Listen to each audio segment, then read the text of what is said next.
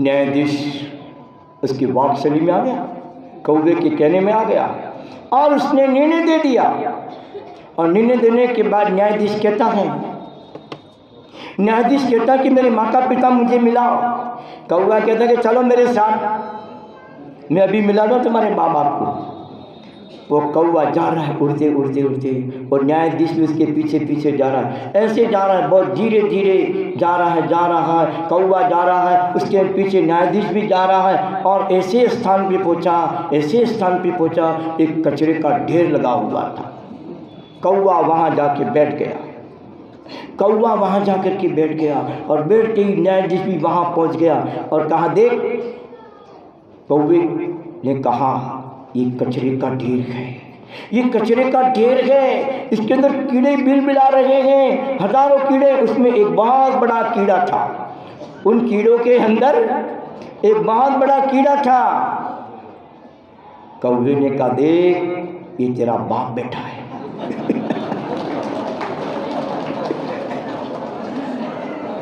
महानुभाव, मैं आपसे क्या कहूँ, ये तेरा बाप।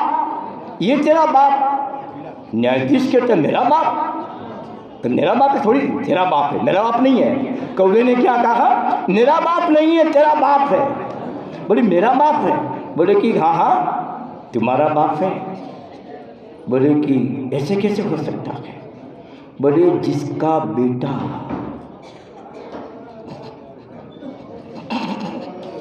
पूर्णमान अंदाजा, जिसका बेटा न्याय की गद्दी पर बैठ करके अगर अन्याय करेगा तो उसका बाप कीड़ा नहीं बने, फिर कौन बनेगा? बोल तू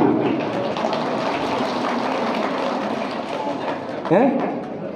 उसका बेटा कीड़ा नहीं बनेगा तो फिर क्या? हे न्यायाधीश, याद रखना, एक कर्म का फल भोगना ही पड़ेगा, जैसी करनी वैसी। बस मेरे 2 बज गए, बस स्टॉप गाड़ी। अब फिर कल और मिलेंगे, हैं? कल फिर और मिलेंगे। तो जीवन में याद रखना, अच्छे कर्म करते चलो, सब कुछ अच्छा मिलेगा। जैसी करनी वैसी भरनी। तुलसीदास जी कहते हैं, कर्म प्रधान विश्व करी राखा, जो जस कर तस ही फल। ये तो तुलसीदास जी भी कह के गए ना, रामचरितमानस में लिखा। और भगवान महावीर भी कह रखे हैं, राम भी कह रखे हैं, कृष्ण भी कह रखे हैं, ये तो सभी कह रहे। कौन निषेध कर रहा है? अर्जुन को कहा नारायण श्री कृष्ण ने, देख अर्जुन, विश्व में किसी का भला बुरा नहीं कर सकता हूँ। प्रत्येक प्राणी अपने अपने कर्म के अनुसार सुखी होता है और दुखी होता है, ये कर्म सिद्धांत है। कोई बोलो, सुना दो अंदाजा। कोई लाख करे चतुराई, कर्म का लेख मिटे ना भाई रे। कोई लाख करे चतुराई, कर्म का लेख मिटे ना भाई रे। तुम लाख चतुराई करो, कर्म का जो लेख है इसको कोई बदल नहीं सकता। बस इतना है कि तुम अच्छा कर्म करो, पुरुषार्थ करते चले जाओ, पुण्य कर्म करते चले जाओ, पाप को छोड़ते चले जाओ, तुम्हारा जीवन स्वर्गमय बन जाएगा, तुम्हारा जीवन स्वर्गमय बनेगा। तुम पुण्य का उपार्जन करते चले, ये पुण्य की महिमा अचिंत्य है, महिमा है। उस पुण्य का संचय करो। इस भोपाल गढ़ है, किला है, ये तो उस किले से पार होना है। भोपाल गढ़ में किला होता है, इस किले से बाहर होना है। इसलिए संतों का समागम मिलता रहे तो तुम्हारा किला पार हो जाएगा। संत आता है नगरी में, कल्याण के लिए आता है। बहुत अच्छा है।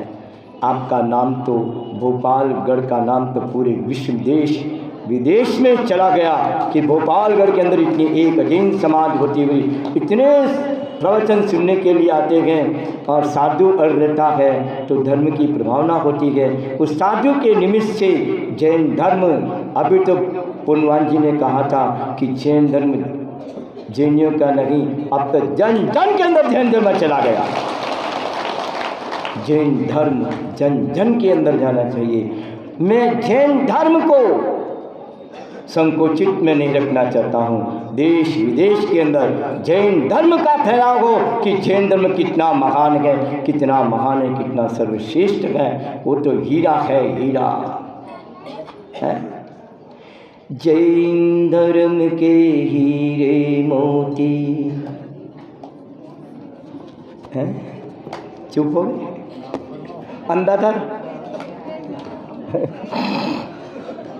अब मैं इस जैन धर्म को, क्योंकि भगवान महावीर तो रहे नहीं यहाँ, आदिनाथ भी नहीं रहे और भगवान महावीर भी नहीं रहे, लेकिन भगवान महावीर की परंपरा को चलाने वाले, रत्नत्रय को धारण करने वाले दिगंबर संत हुआ करते हैं। जैन धर्म के हीरे मोती मैं बिखराऊं गली गली, ले लो रे कोई प्रभु का प्याला, शोर मचाऊं गली गली। जैन धर्म के हीरे मोती मैं बिखराऊं गली गली, ले लो रे कोई प्रभु का प्याला, शोर मचाऊं। भोपालगढ़ के अंदर घर घर के अंदर जैन धर्म का प्रचार होता रहे और संस्कृति और समृद्धि बने रहे। यही मेरी आपकी भगवान से प्रार्थना है कि भोपालगढ़ के अंदर हर घर के अंदर शाकाहार रहे, मांसाहार निषेध हो जाए, शाकाहार का प्रचार होता रहे। वही जैन धर्म है। जैन धर्म का प्राण, हर धर्म का प्राण शाकाहार है। शाकाहार में बहुत बड़ी शक्ति। किंग कॉन्ग दारा सिंह, आपने इसकी कथा सुनाई थी, है ना? King Kong Dara Singh, Dara Singh king Kong, है ना? कितनी बार हरा दिया किंग कॉन्ग दारा सिंह ने, है? लेकिन उसमें शाकाहार था। शाकाहार में बहुत बड़ी शक्ति होती है। इसलिए बोलिए महावीर भगवान की जय, बोलिए अहिंसा में जैन धर्म की, बोलिए अहिंसा में विश्व धर्म की, प्रभु रामचंद्र भगवान की, भावी तीर्थंकर नारायण श्री कृष्ण भगवान की। उपस्थित महानुभाव, मैं आपसे क्या कहूँ, यह संसार का दृश्य कैसा है, यह संसार कैसा है, संसार का दृश्य कैसा है। एक बियावन जंगल था, और जंगल के अंदर एक हिरण और एक हिरणी, हिरणी के 4, 5, 6 बच्चे थे। कहानी है, सुनना। उसके 4, 5, 6 बच्चे थे और पेट में भी बच्चे थे। जंगल में हरी हरी घास चरने के लिए आई हुई थी। घास चरने के लिए आई थी अपने पूरे परिवार को लेकर के। महानुभाव, वो घास चर रही है, शाम हो रहा है, पूर्व दिशा की ओर जा रही है। सामने एक शिकारी आ गया। कौन आ गया? एक शिकारी आ गया। हिरणी ने सोचा मेरा परिवार है और ये शिकारी सामने से आ रहा है। दुखी होती है, कहाँ जाऊँ? दिशा बदलती है। दक्षिण दिशा में जाती है तो भयंकर आग लग गई। क्या हुआ? आग लग गई। सोचती है कि मैं दिशा बदलूं। पश्चिम दिशा में गई तो बहुत बड़ा जाल बिछा हुआ था, बहुत बड़ा जाल बिछा हुआ था। उत्तर दिशा में जाती है तो कुत्ते सामने आ गए। एक नहीं, दो नहीं, हजारों लाखों की संख्या में। अब वो हिरण कहता है अपनी हिरणी से कि हे हिरणी, अब बचने का उपाय क्या है? पूर्णवान जैसे कोई महापुरुष उस जंगल में पहुंच गए। आप जैसे कोई महापुरुष उस जंगल में पहुंच गए और हिरणी को दशा को देख करके कहते हैं कि हे हिरणी, ये जो जाल बिछा है उसको तुम फरलांग मार करके बाहर आ जाओ। तो वो हिरणी कहती है, एणी गर्भान दल सदमना बालकम वृद्धपादा चिंता दृष्टा वदजरम किम करोमि कयामि। वो हिरणी कहती है, एणी गर्भा धन सगमना, ही मैं आने की कोशिश तो कर रही हूँ, लेकिन ये जाल बिछा हुआ है और एक तो मेरा हिरण है, मेरे 4-5 बच्चे हैं और मैं गर्भवती हूँ। मैं गर्भवती हूँ, कहाँ जाऊँ, कैसे जाऊँ, किधर जाऊँ कि तुम जाल कूद करके बाहर आ जाओ, बाहर आ जाओ, बाहर आ जाओ। तो हिरणी ने कहा, क्या करूं, कहाँ जाऊं, कैसे जाऊं, किधर जाऊं, कहाँ मेरी सुरक्षा है। मैं इस जंगल के अंदर चारों ओर में फंसी हुई हूँ, मेरे बचने का कोई उपाय नहीं है। बस यही संसारी जीवों की दशा है कि संसार के अंदर चारों तरफ से प्राणी फंसा हुआ है। निकलने का प्रयास करता हूँ, घर पे जाता हूँ तो पत्नी परेशान करती है, दुकान पे जाता हूँ तो ग्राहक परेशान करते हैं, सेल टैक्स इनकम टैक्स वाला परेशान करता है, जहाँ भी जाऊँ जिधर भी जाऊँ सब लोग मुझे परेशान परेशान। उसी तरह से 84 लाख योनियों में परिभ्रमण करते हुए अनंतानंत दुख इस आत्मा ने प्राप्त किया।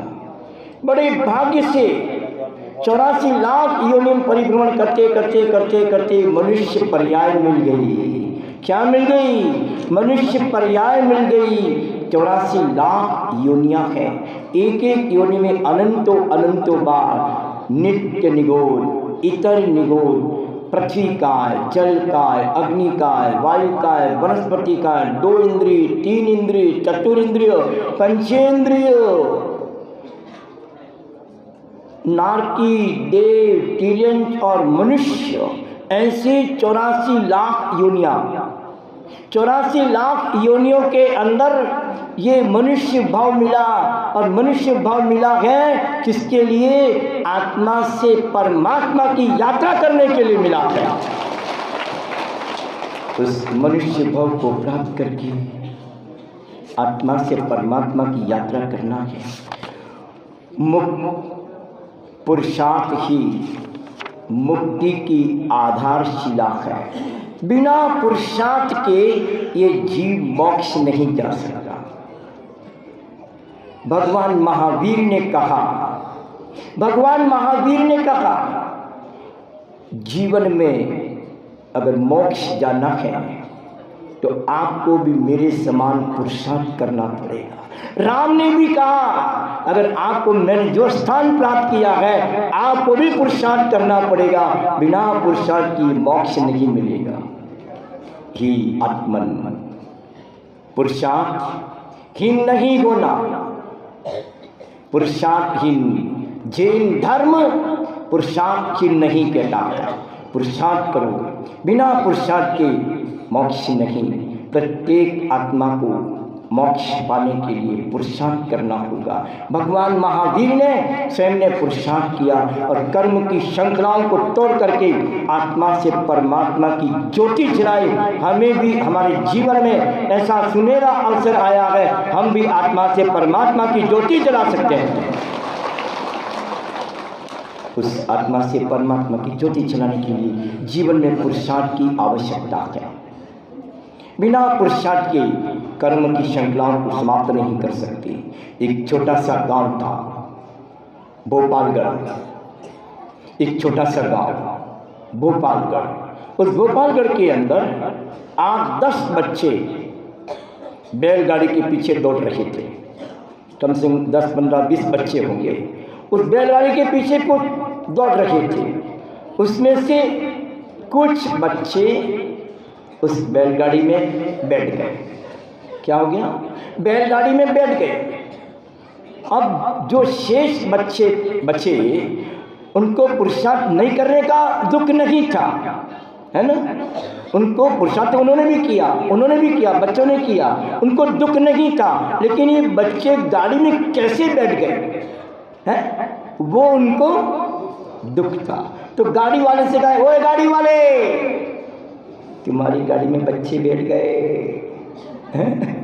तुम्हारी गाड़ी में बच्चे बैठ गए, उन बच्चों को फटकार करके नीचे उतर जाओ। इसीलिए आज जो मानव पुरुषार्थ नहीं करता है ना, वो दूसरों को देख करके ईर्ष्या करता है। इसलिए जीवन में कभी भी ईर्ष्या नहीं करना, स्वयं पुरुषार्थ करो। एक पिता उत्तराधिकारी के रूप में अपने पुत्र को तिजोरी की चाबी देता है। एक पिता उत्तराधिकारी के रूप में अपने बेटे को चाबी देता है। उसी तरह से जैन संस्कृति में हमारे आचार्यों ने जैन दर्शन में कहा कि जिन बिंब, जिन वाणी, गुरु भक्ति, संतों की भक्ति रूपी हमें एक चाबी दी है। क्या दी है? एक चाबी दी है, उसको कभी खोना नहीं, खोना नहीं, क्योंकि आत्मा के ऊपर एक ताला लगा हुआ है। आत्मा के ऊपर एक ताला लगा हुआ है, उस ताले का नाम है मोह रूपी ताला। कौन सा ताला लगा है? मोह रूपी ताला। उस मोह रूपी ताले को खोलने के लिए, मोह रूपी ताले को खोलने के लिए पुरुषार्थ की बहुत बड़ी आवश्यकता है। जिस दिन पुरुषार्थ करोगे उस दिन तुम्हारी आत्मा स्वतंत्र और स्वयं परमात्मा बन जाएगा। पुरुषार्थ करो, पुरुषार्थ करने से ही मोक्ष मिलेगा। एक बार एक छोटी सी कहानी, मैंने एक श्लोक में आचार्य कहते हैं, उद्यमेन सिद्ध्यन्ति कार्याणि न मनोरथे, नहि सुप्तस्य सिंहस्य मुखे मृगा प्रविश्यति।